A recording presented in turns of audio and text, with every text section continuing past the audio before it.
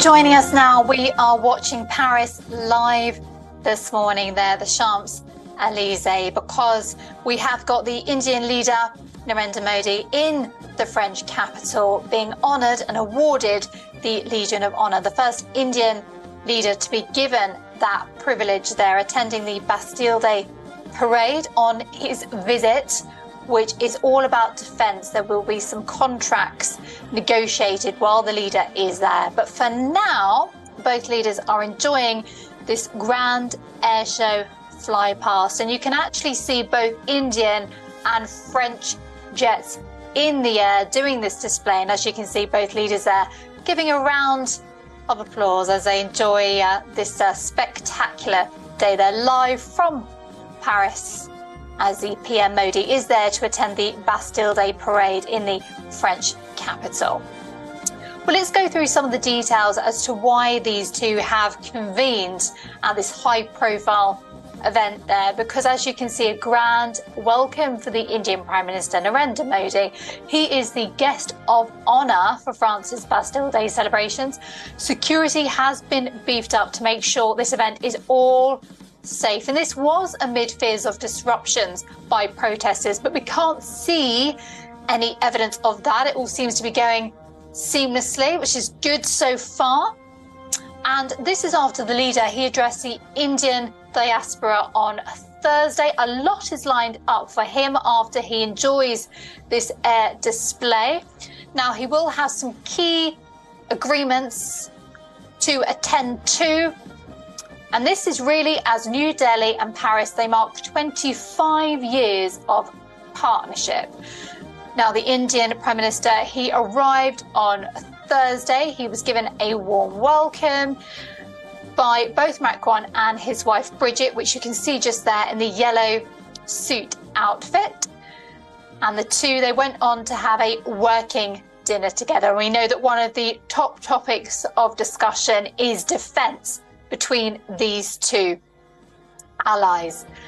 Now, shortly after this, we know that Modi was given the Grand Cross of the Legion of Honor. This is France's highest civilian and military honor. It's a big privilege for him.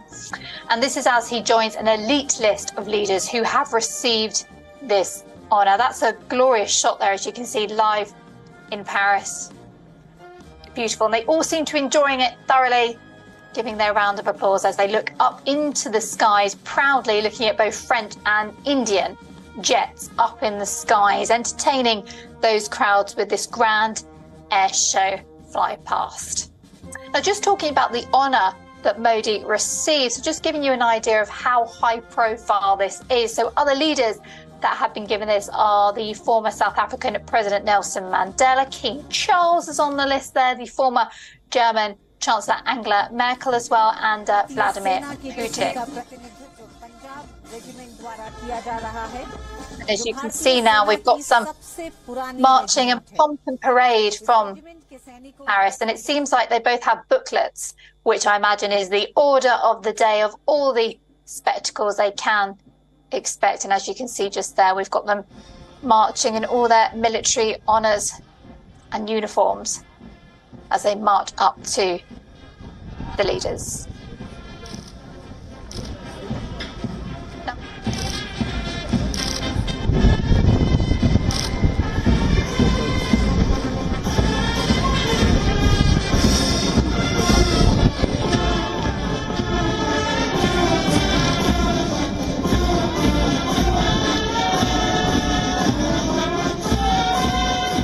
Well, as I was saying earlier, the French president had delivered an address for the Bastille Day military parade, as you can see just there. And in this address, he called India, and I'm quoting here, a giant in history. So clearly, Narendra Modi and Emmanuel Macron are very close and are keen to sign some of these defence deals that we know are incredibly high profile, and we'll be giving you the detail as to when they surface. But for now, we can tell you that both Indian and French jets are in the air for this grand air show fly past that we've been watching here. So a combination of defence expertise here and a friendship between France and India.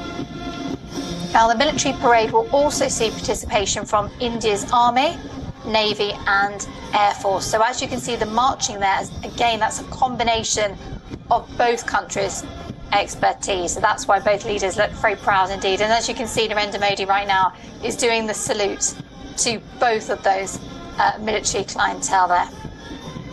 As Brigitte, Emmanuel Macron's wife, joins them in the yellow suit, giving a round of applause to them there. And this is all taking place, as you can see, at the Champs-Élysées in Paris. And Modi has gone there for the Bastille Day celebrations.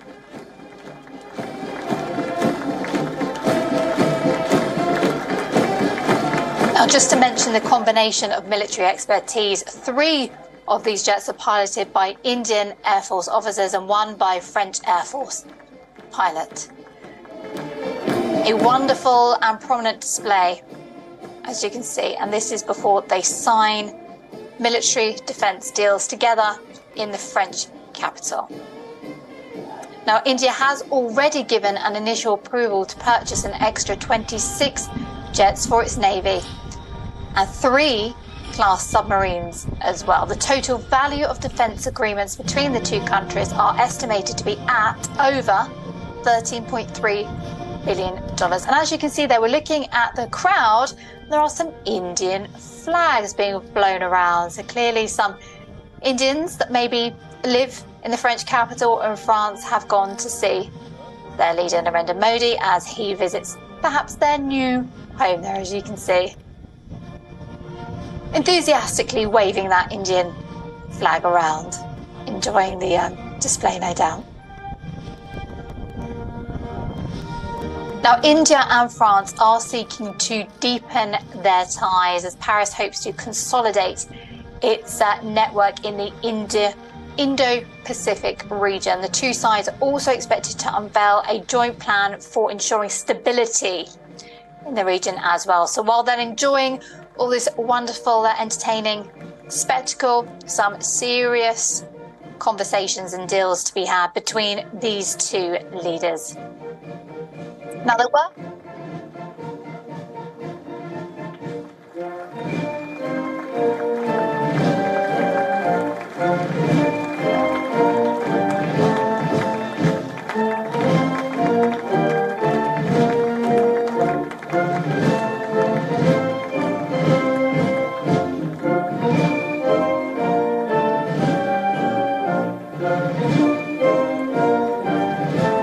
We're going to go back to Aninia now, who's in the studio, also enjoying this spectacle in the French capital as Narendra Modi is greeted with a warm welcome from the French President Emmanuel Macron there, live in France.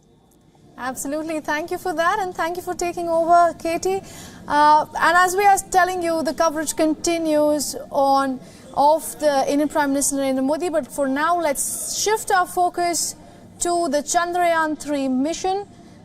In just minutes from now, ISRO is about to launch India's third lunar mission, Chandrayaan 3, the perched on the GSLV Mark 3 heavy lift launch vehicle. The rocket has been named Bahubali, and it takes off at about 2:35 p.m. IST. And as the timer on your screens tell you, less than about 30 seconds left for the launch. Most of you might recall the Chandrayaan 2 mission and the intense moments when all the enthusiastic Indians were waiting. Now, just to for break it down for you, the Chandrayaan 3 operation, the mission, has about 3 major objectives. One is to demonstrate safe and soft landing on the lunar surface, which is the moon, to demonstrate rover rowing on the moon, and to also conduct in situ scientific experiments on the surface of the moon and to understand the terrain and what can be understood of the lunar surface.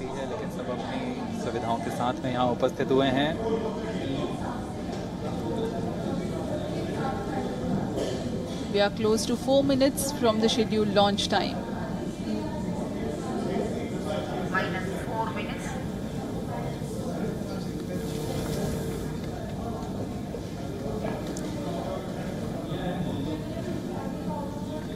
Now, as the countdown is underway as we speak, for more on this, we have with us Dr. Amitabh Ghosh, NASA Mars scientist. He's joining us live from Kolkata, India. Welcome to the broadcast, Mr. Ghosh. If you could tell us about this mission a little in detail, what exactly is the objective and what is India looking for here? See, the primary objective is to demonstrate capability to soft land on another planet or another satellite. So that is the prime objective. Other than that, India is trying to go to the south pole of the moon, which is strategically very important in terms of the plans that US and China and everybody else seems to have going forward. So as you're aware, there is a major push to go back to the moon, this time not to visit, but to try to set up a permanent base. So the South Pole has some craters which are permanently shadowed, which have ice. And that is why it is so interesting. So I would say if you have to go back to the moon for multiple missions or to set up a base, it's very critical that you have materials that humans need available on the moon. So ice from where you can extract water is one such material. You can, water is very important for astronauts. You can extract oxygen from it, and then water you can also use for rocket fuel. So that is a strategic reason why the South Pole is so interesting and why ISRO is possibly trying to land at the South Pole. Absolutely. Now, you briefly mentioned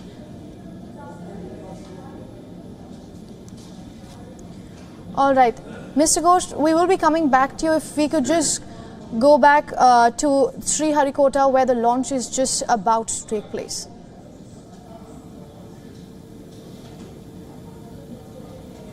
We are close to 1.5 minutes from the scheduled launch time.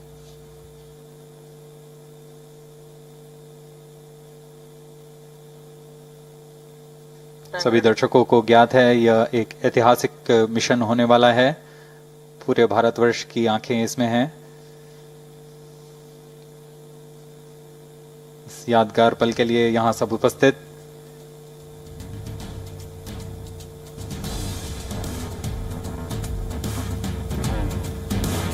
-1 minute. अब हम उड़ान से 1 minute की दूरी पर -50 seconds. All sequences armed. Stage ready. -45 seconds. -40 seconds. L110 VHPP open. MOV 79 -30 open. seconds. -30 seconds. Real-time programs activated. -25 seconds. L110 VHPP open. -20 seconds. -15. 10, 9, 8, 7, 6, 5, 4, 3, 2, 1, 0. Plus 5 seconds. Lift off normal. Here we have a majestic liftoff of LVM-3 M4 rocket carrying India's prestigious Chandrayaan 3 spacecraft. P2 tracking. प्रज्वलन और सफलतापूर्ण उत्थापन LVM-3 M4 rocket का। यह भीमकाय rocket आसमान को चीरते हुए अपनी भयानक दहाड़ से चारों ओर कंपन उत्पन्न कर रहा है। इसे हम यहाँ महसूस कर सकते हैं और यही दहाड़ है जो वैज्ञानिकों को रोमांचित करती है। LVM-3 के उत्थापन के साथ ही हमारे अंतरिक्ष यान चंद्रयान 3 की चंद्रमा की यात्रा प्रारंभ हो चुकी है। As the rocket is soaring through the clear skies, every second moving closer to the accomplishment of the most important milestone in its mission to moon. Every Indian witnessing the launch live is content with the feeling of watching history in the making.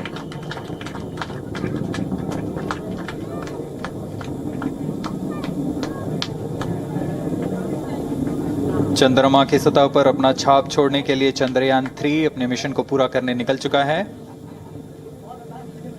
वर्तमान में दोनों S-200 step on booster सामान निष्पादन करते हुए अपनी निर्दिष्ट कक्षा की ओर बढ़ रहे हैं। The S-200 motors thrusting simultaneously, generating a peak thrust of close to 6,000 kilonewtons in vacuum. They are made of HTPB-based solid propellant. 204.5 tons in each strap-on. Close to 2 tons of propellant being burnt each second. S-200 step-on boosters का कुल प्रज्वलन काल 126 second का है और अभी घोषणा की गई L110 स्टेज का भी प्रज्वलन शुरू हो चुका है। Apart from the strap-ons, the core stage has also commenced its operation.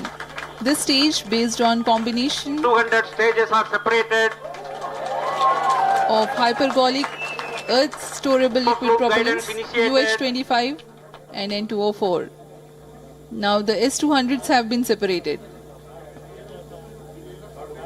घटनाक्रम के अनुसार इस यान से S-200 स्टेप-ऑन बूस्टर्स को सफलतापूर्वक पृथक कर दिया गया है। यह काम सेपरेशन मोटर्स की मदद से किया जाता है। इसके बाद L110 तरल नोदक पर आधारित और विकास इंजन के साथ यह चरण सामान्य निष्पादन करता हुआ अपनी उद्दिष्ट कक्षा की ओर बढ़ रहा है।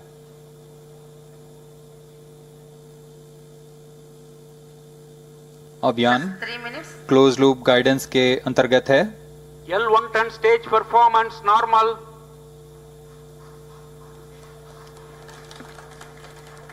The trajectory of launch vehicle is closely following the prediction. Payload fairing separated. जी हाँ, पेलोड फेयरिंग को पृथक कर दिया गया है यान से, क्योंकि यान अब 114.8 किलोमीटर की ऊंचाई प्राप्त कर चुका है।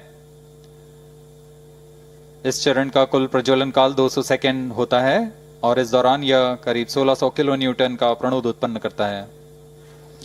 We are 220 seconds past the launch time.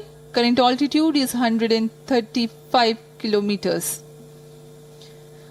In the 200 seconds of its operation, the L-110 stage carries the rocket up to 175.5 kilometers altitude and imparts a relative velocity of 4.18 kilometers per second. That is 250 kilometers every minute. L-110 stage performance normal. LVM-3M4 rocket का द्वितीय चरण पूर्णतः सामान्य All right, निष्पादन Dr. करते हुए। Ghosh, now the rocket is of course blasted off from the Sriharikota spaceport, and I want you to break it down for our viewers. What exactly happens here on, and what is the process that ISRO wants to follow? So you saw the solid booster, the thick solid booster in the middle, and two side boosters. So you have to attain escape velocity, and so escape velocity for perspective is, if you take a rock, you throw it up, it falls back to Earth. So you have to throw this hard enough so it doesn't come back to Earth. So to do that, you have to have a huge amount of thrust created for the first few minutes, and that is equal to, so a car has maybe 200 horsepower, so this is, you're probably talking million horsepower or around that number. So now after that thrust is successfully given, then the solid boosters fall back, and that's what's happening. And then finally, if you recall, you described that the three stages: the propellant stage, the lander, and the rover. So these three will actually start the trajectory to go to the moon. All right, now Chandrayaan 1, that obviously took off in 2008, Chandrayaan 2, that took off in 2019. What are some of the learnings that ISRO has done that we could see play out in this mission? Play out in this mission, okay. So, what happened in 2008, that was an orbiter, that was Chandrayaan 1. So there was a NASA instrument called Moon Mineralogy Mapper. They found, so the ISRO and this orbit and this team from Brown University, they found water in the minerals on the moon. So this was the first, Before this, moon was largely thought to be a desiccated place or devoid of water. So it was a very big discovery in the sense that if you want to ever have human presence on another body, it's very important to have water in some form, because water is important for human needs, for human needs for extracting oxygen and also for producing rocket fuel. So this mission, you can say, so firstly, I don't think you can kind of map out as to how Chandrayaan 1 is related to 3, but if you have to, Chandrayaan 3 is going to the South Pole and trying to explore more about the South Pole, the promising region where ice was formed. And this is important not just to ISRO, but for NASA, China, anyone who wants to go and settle on the moon or produce oxygen on the moon or water on the moon. So about Chandrayaan 2, I don't see any. As I said, it is not possible. Each mission has its own brief. It doesn't necessarily need the science goals necessarily don't need to overlap. So I don't feel there's a very big overlap. All right, Dr. Ghosh, stay with us. We are being told we are being joined by our senior correspondent, Siddharth MP, right from Sriharikota. Siddharth, how is the mood down there? What are you seeing? So it was a fantastic moment to witness the liftoff of India's heaviest rocket. This is a 642-tonner vehicle that just lifted off a couple of minutes behind us. So it was a mesmerizing feeling because, being such a large rocket and you can hear pretty much the roar of the engines for a 7 to 8 kilometer radius. So the point we're standing at is the maximum permissible limit, and we're standing almost 6 kilometers away from the launch pad. And at this place, we could hear the roar of the engines. And this is no simple feat because we are having at least 400 tons of fuel being burnt. That is 2/3 of the rocket's mass is being burnt to get that vehicle off the ground. This is the science. This is the technicality. This is the stats of the vehicle's mass was being burnt to get the vehicle off the ground. And the mass that is being burnt, that is 400 tons of fuel that's being burnt, will ensure that the vehicle, crosses the denser parts of the atmosphere and then, reaches the upper atmosphere. And they're on the second set of engines to take over. So we could see the launch for a good 1 minute from where we were. It's a mesmerizing sight, and this is what people have, come for from far and wide and from across different parts of the country, because it's an amazing feeling to see that vehicle lift off, because this is the only part of, space technology that people are able to see in front of their own eyes, because much of this happens, several lakh kilometers away from you. The lunar landing is something you only see through Chandrayaan's cameras. But when it comes to this kind of a launch vehicle performing its activity, this is the only aspect of space technology that is accessible to people to see right in front of their eyes. Absolutely, Siddharth. These are very exciting times, and if this mission is successful, it would see India enter an elite club of nations achieving such a feat in the space world, of course. And there's so much to explore the lunar space, as Dr. Ghosh has also been pointing out. Before I go back to Dr. Ghosh, Siddharth, if you could just tell us, what are you hearing from the scientists, if at all you are? Of course, the process is taking its course and we are yet to see how it pans out. But if at all you're hearing anything from the scientists at the moment? So right now, the mission is in progress. So, it's a 16.5-minute mission. So we'll have to wait to hear from the scientists. Optimism, because this is a tried and tested vehicle, and so far in all the flights of LVM-3, this particular rocket, it has delivered success. So there is no anxiety about the success and the capability of this vehicle, because in 6 flights this vehicle has proven this mettle. There's no question about the capability of the rocket. In fact, in the last couple of months, in the last 8 months, this rocket was launched twice, and both were commercial missions for the UK-based company known as OneWeb. So ISRO earned about 1,000 crores in the process by launching this. And you don't have, foreign customers paying you 1,000 crores or close to a couple of $100 million when they don't have a reliability on your rocket. So there is no question about the launch vehicle and its capability. That's how robust the LVM-3 is. It's got a great track record. The thing that will, pan out in the coming days is the fact that this spacecraft has to be steered gradually on its way to the moon, and then it will have to make a lunar landing. So, in fact, last time we got as close as 2 kilometers to that's how far ISRO's Chandrayaan 2 went. But exactly. Now the crucial moment would be 6 weeks from now, when on perhaps August 23rd, a lunar landing, soft landing is attempted. And that would be the key moment, because now the launch is something that ISRO has, gotten so professional at.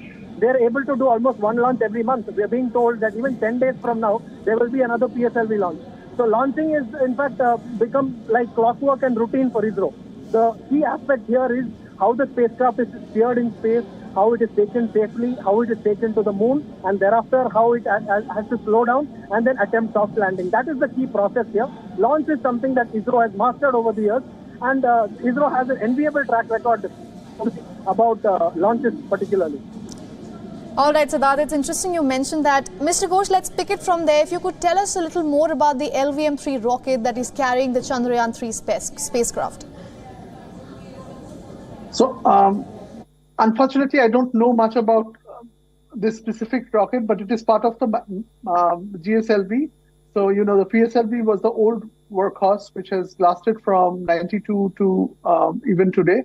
And this is the GSLV is the next generation, which is much larger and which is supposed to be India's vehicle for going into these other larger missions.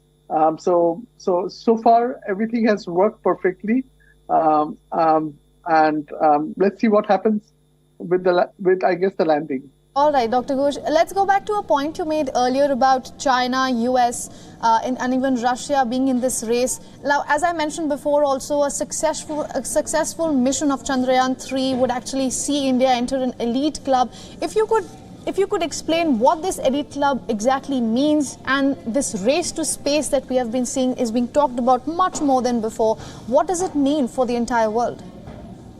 Okay, so there's some nuances here. Okay, so if you look at so many, there are maybe 200 countries in the world, right? So very few countries have space capability. So to graduate to that level that you can visit and land on another planet or satellite is a very rare capability. So India will, of course, belong to that club once they are successful. The other race to the moon is somewhat different.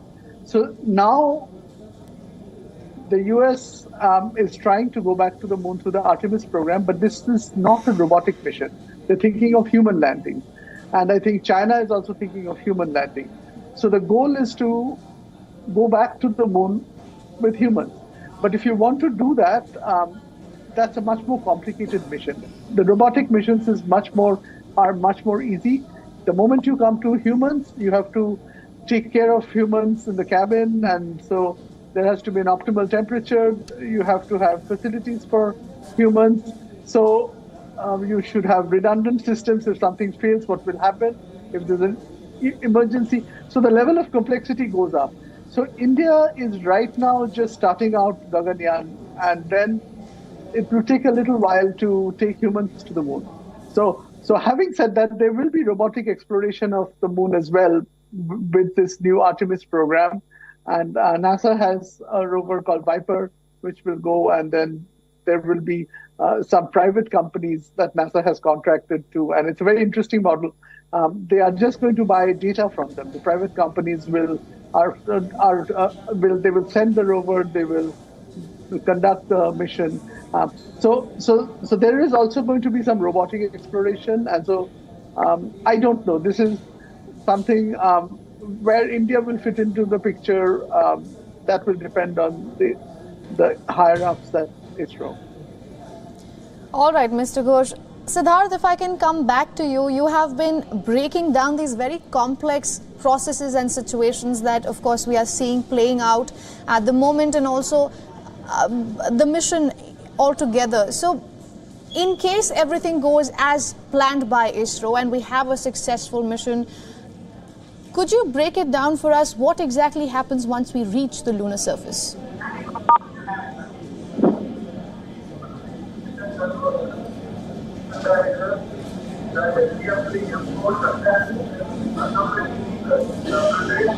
Siddharth, are you with us? Yes. So basically, this launch is now declared by ISRO as successful. The satellite has been separated. That is, Chandrayaan 3 integrated module has been separated successfully from the launch vehicle. That is the latest update we have from ISRO. So satellite separation essentially means that this launch process that happened today is complete. It's about 16.5 minutes that it took for the vehicle to go from zero, that is on the ground, to almost 100 kilometers above the Earth's surface. So the satellite has been placed into the orbit that is intended. Of course, what now follows is 6 weeks of steering the satellite carefully through space and then taking it to the moon and thereafter attempting a soft landing. So today's launch mission, we can say, is a complete success. We'll wait to hear the specifics from ISRO, but we can tell you now certainly. Chandrayaan को सफलतापूर्वक अंतक्षेपित कर दिया गया है, लेकिन चंद्रयान 3 की यात्रा अभी जारी है।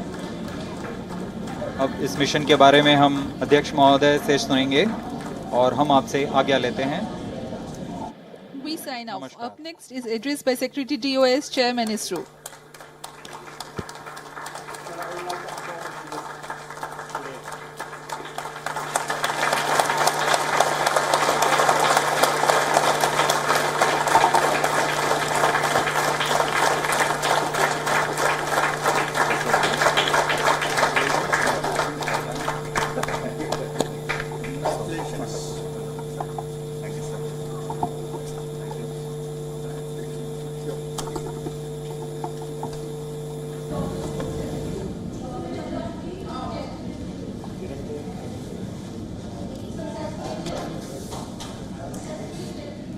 All right, all cheers and smiling faces as our correspondent just mentioned that the satellite has been successfully separated from the rocket. Now let's listen into the ISRO chairperson S. Somanathan. Journey towards moon. Our dear LVM-3 has already put Chandrayaan 3 craft into the precise orbit around Earth. 170 by 36,500 kilometer was his intended target orbit, and it is precisely there now. And let us wish all the best for the Chandrayaan 3 craft to make its further orbit racing maneuvers and travel towards moon in the coming days. So let me wish all the very best to Chandrayaan 3 for its further journey towards moon. Before that, let me introduce the team behind this mission, the mission director, Mr. Mohan Kumar, and also the project director of LVM3, and we have also the mission director for the Chandrayaan 3 craft, the project director of Chandrayaan 3, Veera Muthuvel. So over to them, Mohan. Thank you, sir. Honorable Minister of State for Science and Technology and Departments of Space and Atomic Energy, Dr. Jitendra Singh, respected Chairman ISRO and Secretary Department of Space, former secretaries of the department, invited dignitaries, respected dignitaries and invitees, I am very happy to report here that the LVM-3 M4 vehicle has injected the Chandrayaan 3 satellite to the precise orbit, and once again the vehicle is proved to be the most reliable heavy lift vehicle of Indian Space Research Organization. Congratulations to the teamwork of ISRO family. I would like to appraise three things here. The vehicle systems are in the continuous process of quality improvement, especially in the event of our human rating efforts towards making the systems reliable. Secondly, the payload also, capability of the payload also is improved by mission strategies as well as vehicle engineering approaches. We are in the process of increasing the launch frequency of this vehicle considering the national requirements as well as satellite demands. Here, so many improvements we have incorporated in this vehicle. For example, the S200 nozzle, they are processed exactly as per the human rating standards, enabling us to have 100% NDT, and the inherent pocket erosion characteristics are removed. The L100 stage Vikas engine, mostly it is 100% qualified to be the human rated engine with indigenously developed LET throats, and the pocket, the backward gas entry also is eliminated, and it is a perfect system. Yes, and the CE20 stage also is perfectly actually. So we will describe all those details later because of shortage of time. Yes, sir. I take this opportunity to thank all the mission executives because mission executives for all the supports all along the launch campaign process as well as the launch.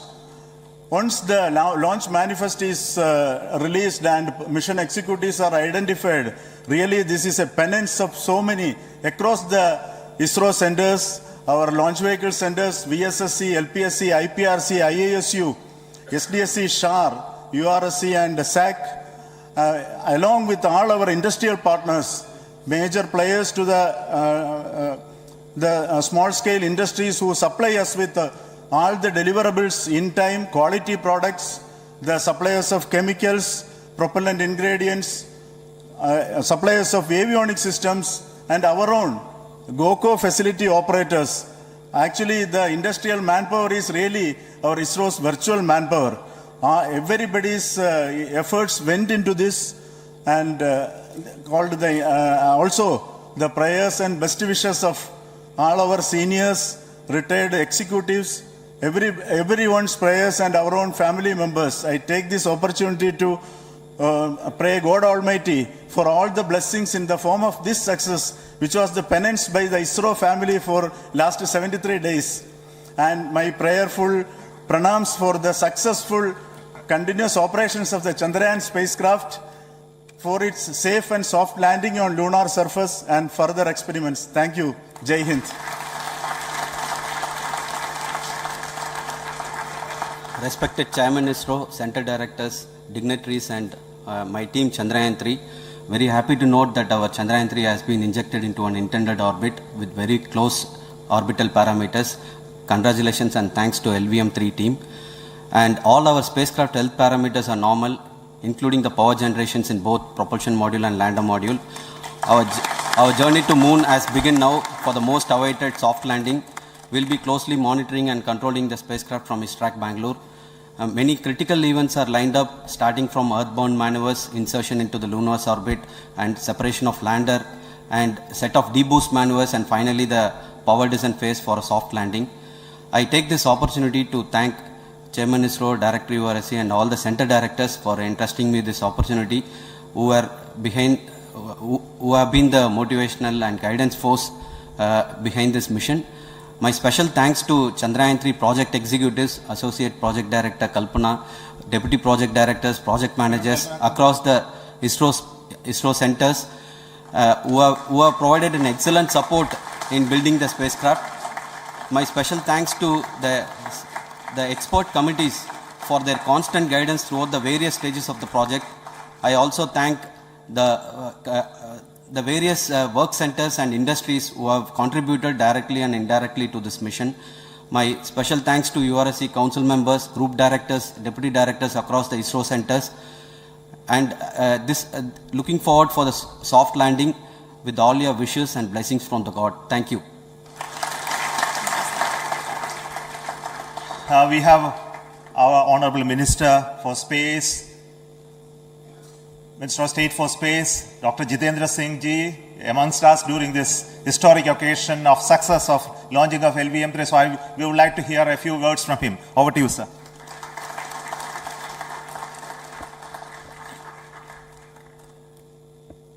It is indeed a moment of glory for India and a moment of destiny for all of us over here at Sriharikota who are a part of the history in making. Thank you, Team ISRO, for making India proud.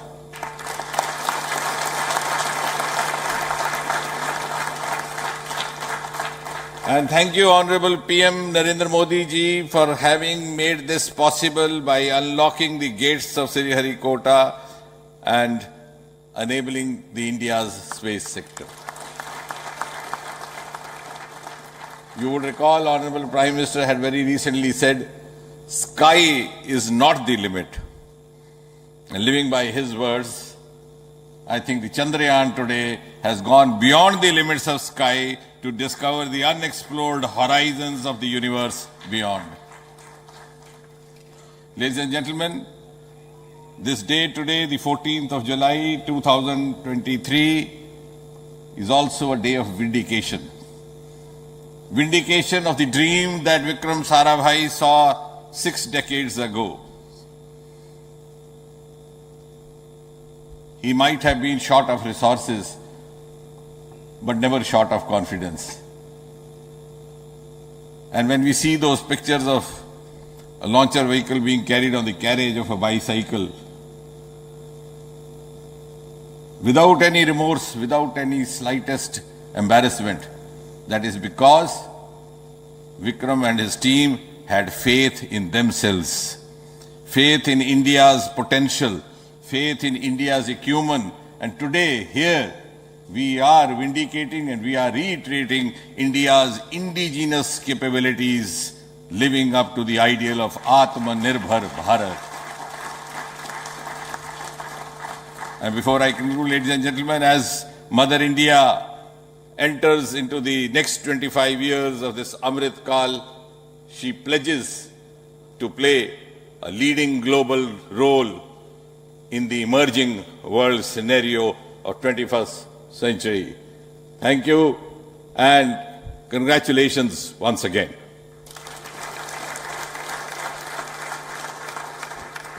Thank you, sir. We will also introduce the directors of the centers who have done all those great work of building the rocket, building the scientific instruments for Chandrayaan-3, the Chandrayaan spacecraft itself, and made all those critical systems, and also the agencies who are going to handle the rest of the mission part, the tracking and the ground stations, and all those teams are here. So I request the directors of those centers to join. First, Director of Vikram Sarabhai Space Center.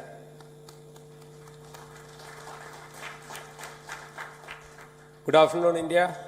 Last 1 year, this is the 10th mission, including the precise landing of the reusable launch vehicle. So with this mission, this is the 7th mission of LVM-3, the successful mission. With this, the success rate of LVM-3 is 100%. And this is the ideal vehicle for Gaganyaan. Some of the changes that we are incorporating in Gaganyaan, we have implemented here.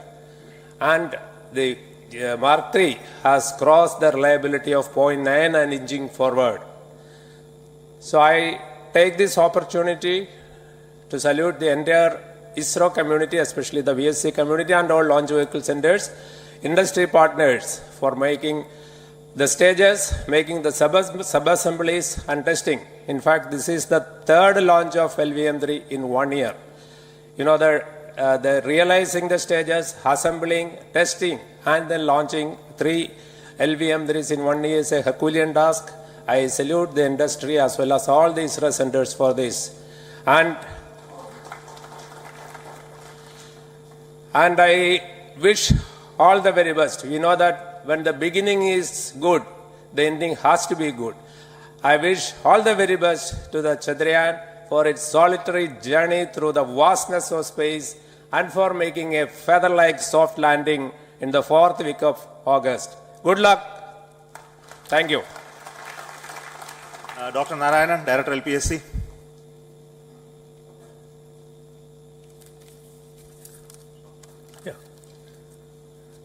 Good afternoon to all of you.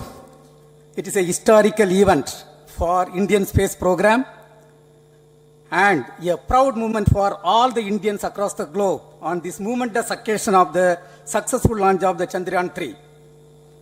3-in-1 spacecraft in the required orbit with the highest level of precision by our heaviest launch vehicle, LVM-3.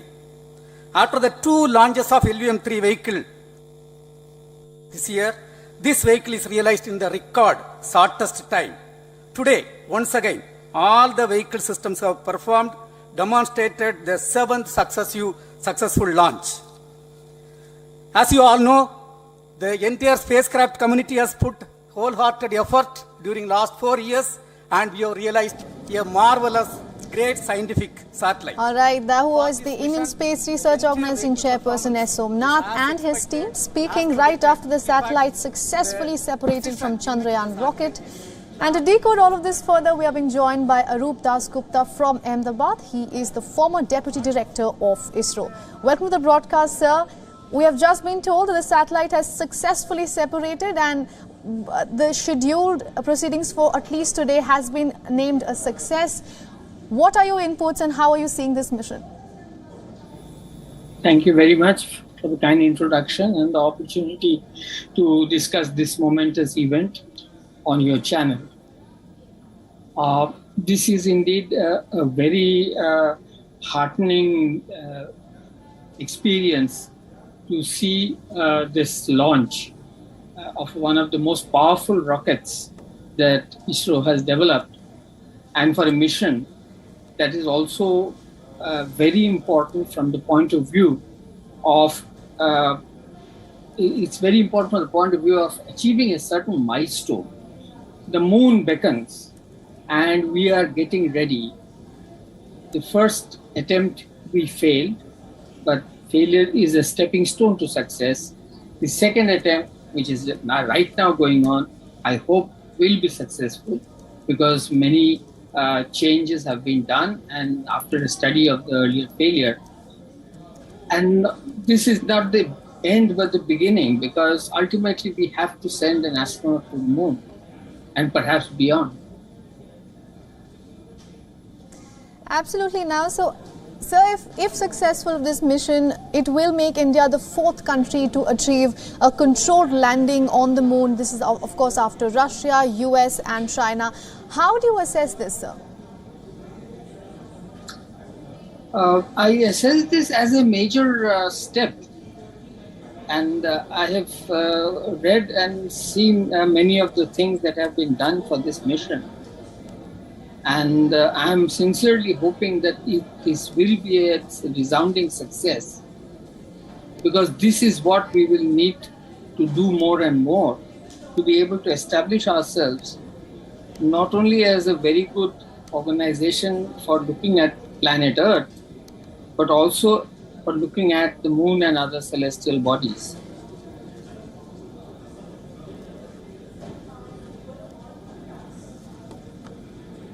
All right, now let's talk about the LVM-3. The ISRO chief as well has been constantly mentioning about it and saying it has yet again proved its all might and its capability and successfully launched the rocket, of course. So how do you see this and how is LVM-3 is considered as among the most unique rockets in the world? It uses 3 types of fuel in 3 stages. If you could tell us a little about this.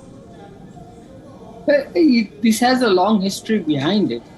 For example, ISRO really started with solid fuel rockets. Our very first satellite launch vehicle, SLV-3, was a fully solid state rocket motor, and we have gained a lot of experience in the development of such motors. So the 2 solid boosters that you see on the LVM-3, these have a very long heritage. Next comes the main stage, and this is using again this development of this particular engine. You could see the 2 nozzles. This particular engine, the Vikas engine, was developed jointly with France. This is not being mentioned anywhere, but this was developed jointly with France. In fact, a lot of our ISRO engineers had gone to France, stayed in France, worked with CNES to develop this particular rocket engine, and then we brought this rocket engine back, and of course it has got several upgrades now, and this is the engine, 2 of them in fact, which are powering the first stage, and this uses 2 fuels which are very, very commonly used. One is the hydrazine, and the other is the oxidizer, which is I think red fuming nitric acid. And then comes the main stage, which is the cryogenic engine. And the cryogenic engine has had a very, very troubled start. Work on the cryogenic engine had been started in India, but on a very low scale, and particularly because the technology involved was very, very complex. Meanwhile, India thought that they could do a bit of a leapfrogging and get the engines from abroad. They tried with the US, they tried with France, but the prices were very high. And so finally it was Russia which agreed to give us those engines, and more importantly also give us the know-how for the engines. Right? Unfortunately, then because of the Cold War complications, Russia had to go back on that deal. So finally we ended up with, I think, 7 engines, but no technology transfer. Although our engineers had been in Russia for quite some time looking at some of these technologies and looking at how these engines are they are constructed. So there was some knowledge available with us. So these 7 engines, we started the first lot of GSLVs. They did not meet with very great success. I think we had 2 successes, 1 partial success, and I think the rest were failures. But our work on the cryogenic engine picked up, and finally what you have today on the LVM is that cryogenic engine, which has been designed and developed in ISRO by Indian engineers. And this is quite a feat. And every time a launch happens, I always wait for the announcement that the cryo J stage has ignited. Next announcement, the cryo stage performance is normal. Because the cryo stage is really very important. This is the one that puts these heavy satellites, including the current payload of the Chandrayaan-3, into an orbit. So I believe the LVM-3, although LVM-3 is not really as powerful as some of the other rockets which are there globally, but the LVM-3 is a fantastic achievement as far as India is concerned, and definitely a workhorse because we also use this for launching the OneWeb satellites. So this is going to become a workhorse sooner or later. Yes, and it's proving it with every single mission related to it. It is proving that might. Now, sir, you are the former Deputy Director of ISRO, so I don't think anybody else could be better to answer this question. A few years ago, ISRO was performing only a few launches per year. Now there's almost one every month. Our correspondent was saying the same regarding to the LVM-3, and you also pointed out yourself. What has led to this increase in frequency, and how do you see ISRO going forward? Well, I think the point is that India is being looked upon as a good source of launching for satellites. Quite apart from the OneWeb, which we launched for this company, OneWeb satellites, I think, and then now, of course, for Chandrayaan, do not have a sufficient number of launch pads, which would really give us a boost to this part of the business of launching satellites. All right, now this is a very historic moment for India, and India's Chandrayaan-3 mission has of course successfully lifted off, and like people across India and probably even worldwide will be holding their breath for the next 40 about days when it's supposed to reach the moon's surface. I'm going to put you in the spot, sir, and ask you, how optimistic are you about this mission? I'm very optimistic. You can't have space activities without having a degree of optimism. Cautious optimism perhaps, but optimism. All right, sir. If we could just go back to Sriharikota's visuals that we have been getting, and if we could just go back to the visuals of the liftoff when the historic moment, of course, took place. Yes. Now, for those of you who are joining us in, we would just like to recap quickly. The Indian Space Research Organization has just successfully launched about a couple of minutes back its third lunar mission, which is the Chandrayaan-3. It was perched on GSLV Mark III, which is a heavy lift launch vehicle, and the rocket was named as Bahubali. The rocket took off at around 2:35 p.m. IST from the Sriharikota spaceport. And the India's Space Research Organization's chairperson, S. Somanath, along with his team, of course, announced that the satellite successfully separated from the Chandrayaan rocket.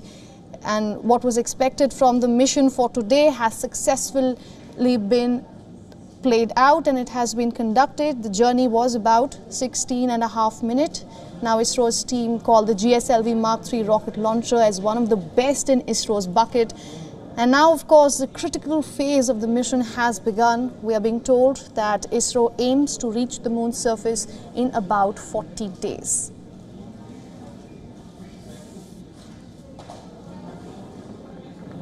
LVM-3 के उत्थापन के साथ ही हमारे अंतरिक्ष यान चंद्रयान-3 की चंद्रमा की यात्रा प्रारंभ हो चुकी है.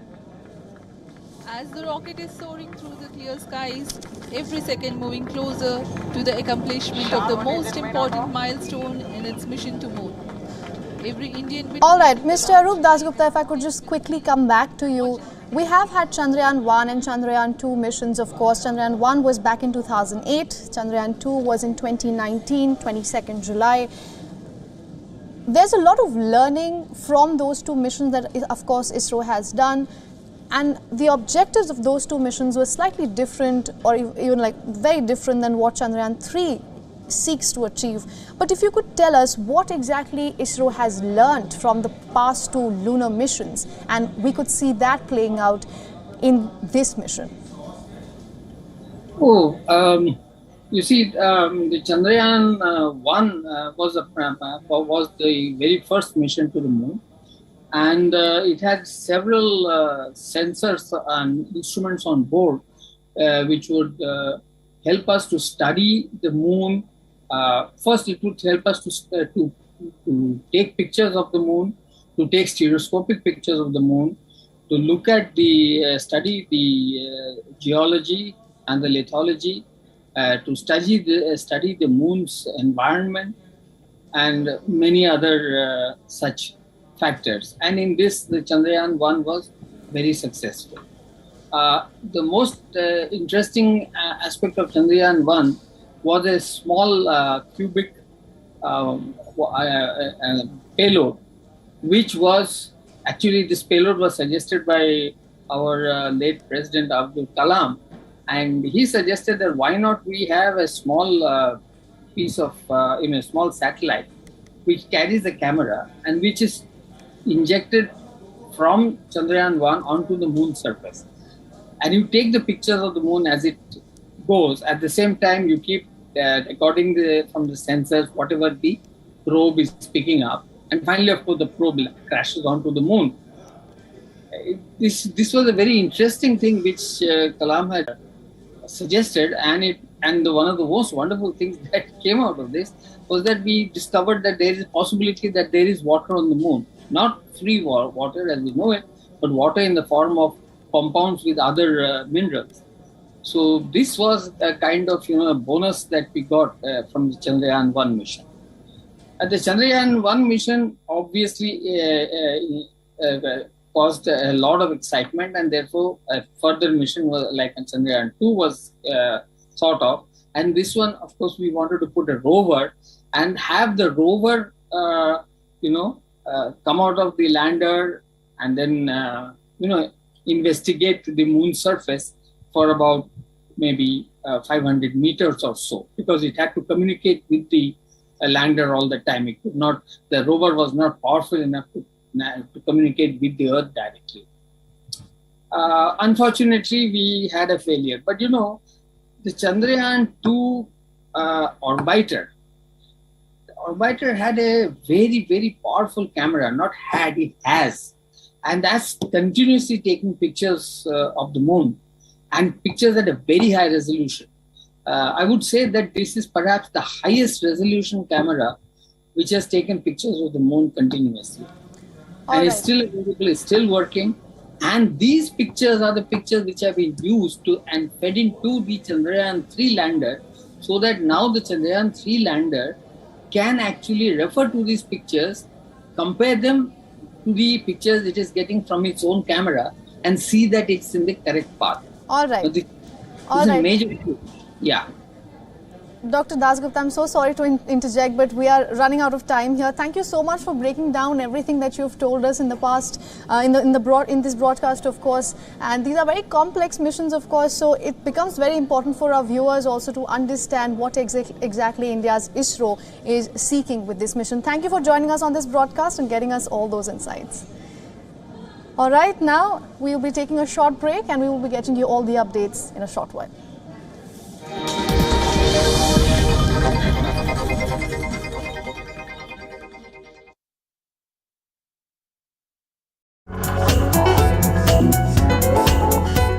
WION. WION Health Resort is unique, the only one of its kind. Experience the 4 paths of natural wellness: yoga, Ayurveda, acupuncture, and naturopathy. Each uniquely customized program improves the whole person to make every person whole. Come to WION Health Resort. Make your reservation at yowon.com. Hi, I'm Alison LaGrange and you're watching eClub. Here are the nominees for achievement. No, you're multitasker, I'm not. Awards and fashion shows are in